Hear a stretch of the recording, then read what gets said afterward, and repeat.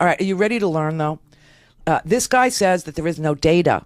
There is no, I can't even say it, analysis, okay? There's no analyzing, okay? These gun stats or the murder by cop stats in this country. You know why he says that so freely? You know why he says that? Because for a very long time, like up until last year, that was true. There were no stats. No one was forced to report any police shootings anywhere in this country ever. Did you know that? I bet you didn't. See, you learned something. We're not even into the first break yet. Bam! Something of substance on your air. You see what I mean? They went 24/7 last night. You didn't hear nothing like that.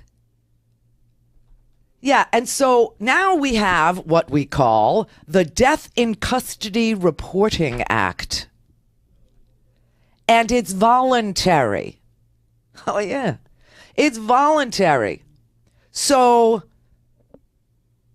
some police departments, some sheriff's office report, others don't. Not a damn thing we can do about it.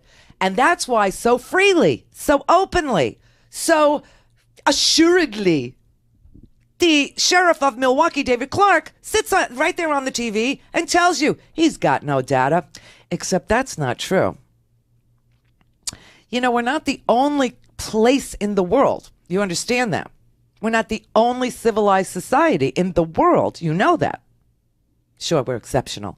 Exceptional in that, wow, we'll make an exception for you reporting who you killed as a police officer in the line of duty. Oh, my God. Yeah, it's stunning. So there are other countries like Britain. The Guardian is still a great newspaper. Very few of those left. You know what the headline on our paper down here in Florida? What the Palm Beach Post was talking about? It had this thing about how we're one big rainstorm away from Lake Okeechobee flooding. That was the headline in our newspaper today. That was the headline. And then the Wall Street Journal that is also delivered to my driveway because I live with an ex-lobbyist who loves that paper.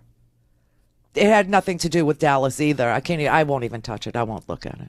I just that's not true. But all right. So the Guardian newspaper last year was almost 2016. It was December 15th of the last year of 2015. They actually they compiled all the data for us about us and our policing. And they found out that young black men were 9 times more likely than any other Americans to be killed by police officers in the year 2015. The final tally of black men killed by police was 1,134. So here you got young black men making up 2% of the total U.S. population. Young black men meaning between the ages of 15 and 34. Young black men. Sorry, 35-year-old black men. You're no longer young. Welcome to my world.